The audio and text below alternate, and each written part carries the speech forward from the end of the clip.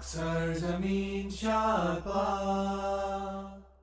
Assalamu alaikum and welcome back to my channel. I'm Mana from Morocco and you're watching Moroccistani Reactions. In today's video I'll react to Dunyawi Pareshaniyan Maulana Tariq Jameel latest bayan. So let's start the video. کئی دوست آتے ہیں، خواتین بھی آتی ہیں جی بڑی پریشانیاں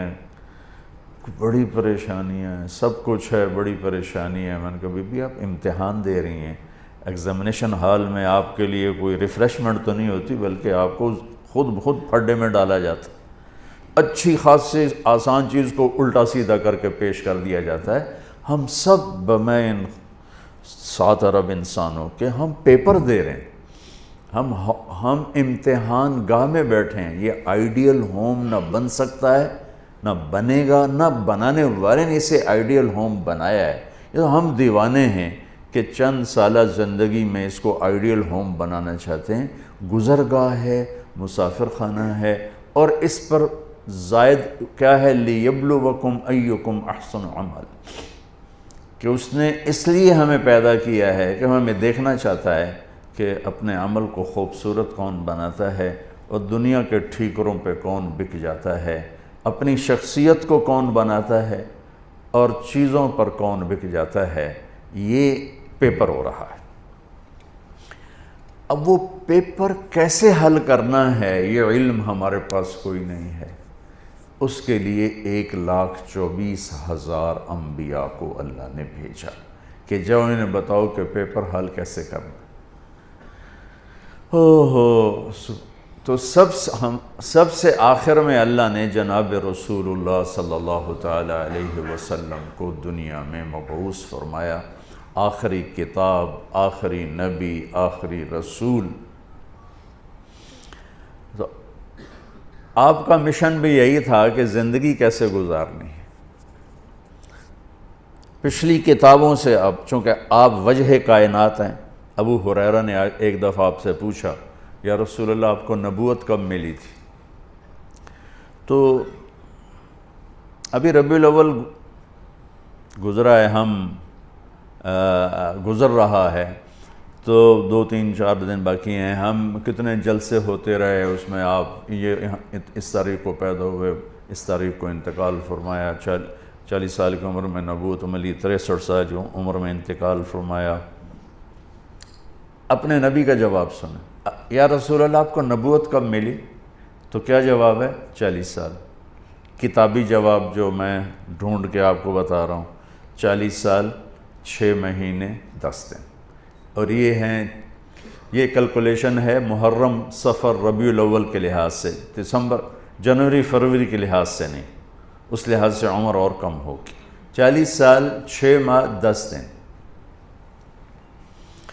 تو یہ تو کیلکولیٹڈ جواب تھا، تو آپ یہ جواب آپ نہ دیتے، آپ فرماتے ابو ہریرہ 40 سال کی عمر میں نبی بنا، لیکن میرے نبی نے جواب کیا دیا؟ کنت نبیا وان آدم بین الروح والجسد۔ ابو ہریرہ ابھی آدم کی مٹی اکٹھی نہیں ہوئی تھی اور میں نبی بن چکا تھا۔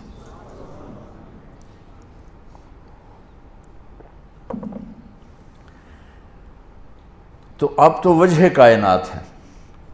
آدم علیہ السلام اور اماں حوا کا اللہ نے نکاح فرمایا، تو کہا آدم مہر ادا کرو اپنی بیگم کا۔ کہنے کہ جی کیا ادا کرو؟ تو نکاح تو جنت میں ہو رہا ہے، جنت سونے چاندی سے بھری پڑی ہے، تو اللہ کہہ دیتا اتنا زیور ڈال دو، اتنا سونا دے دو۔ میرے اللہ نے کہا آدم آپ کی نسل میں میرے آخری نبی آئیں گے، ان پہ ایک درود پڑھ دے، بس یہی مہر ہے، یہی مہر ہے۔ تو اس سے اور تھوڑا پیچھے چلے جائیں۔ میرے نبی نے فرمایا کہ اللہ تعالیٰ نے پیدائش کائنات، پیدائش آدم نہیں، پیدائش آدم تو بہت تھوڑی عمر ہے، پیدائش کائنات کو 25-30 ارب سال ہو چکے ہیں۔ پیدائش کائنات سے 1000 سال پہلے اللہ تعالیٰ نے سورہ یاسین کی تلاوت فرمائی۔ ایک حدیث اور جوڑ دوں ساتھ، میرے نبی نے فرمایا ان لی عند اللہ 10 اسماء، میرے اللہ نے 10 نام رکھے ہیں۔ میں محمد، احمد، ماحی، حاشر، عاقب، فاتح، خاتم، ابو القاسم، طٰہٰ، یاسین۔ یہ آپ نے ایک ہی روایت میں، ایک حدیث میں آپ نے اپنے 10 نام بتائے۔ ویسے تو آپ کے صفات کے ساتھ آپ کے صفاتی نام بھی بے شمار ہیں۔ جب قرآن میں چلے جائیں تو شاہد، مبشر، نذیر، داعی اللہ، سراجا منیرا، مدثر، مزمل، عزیز، رحیم، رؤوف، رحیم، حریص، عزیز، یہ سارے میرے نبی کے خوبصورت نام ہیں جو اللہ نے قرآن میں بھی پیش کیے، حدیث میں بھی ہمیں نظر آتے۔ اس میں ایک نام ہے آخری، یاسین۔ کیا ہے؟ بولیں۔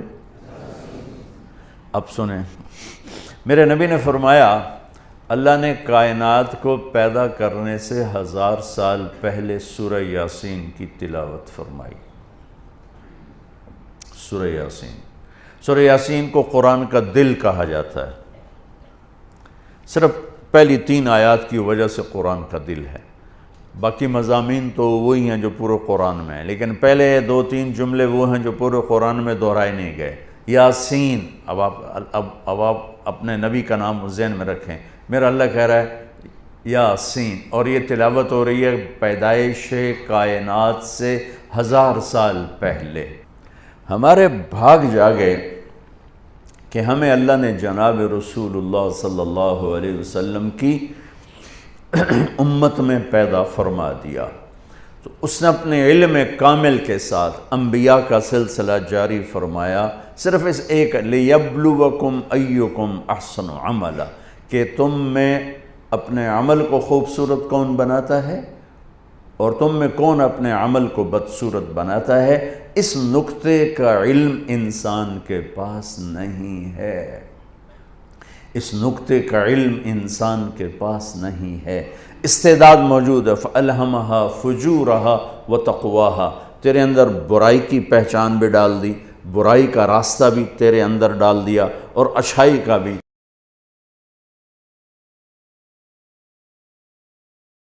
ماشاءاللہ، بہت خوبصورت بیان دیا ہے مولانا طارق جمیل نے۔ یہ دنیا امتحان کا گھر ہے، تو اس میں پریشانیاں تو لازمی ہوگی۔ ہر انسان کی زندگی میں پریشانیاں آتی رہتی ہیں، اور وہ ان پریشانیوں کو کیسے ہینڈل کرتا ہے، اسی میں سارا امتحان ہے۔ اور یہ بھی ٹھیک کہا ہے کہ ہم انسانوں کے پاس وہ علم نہیں ہے کہ اللہ تعالیٰ کے نزدیک کون سا عمل سب سے زیادہ اچھا ہے۔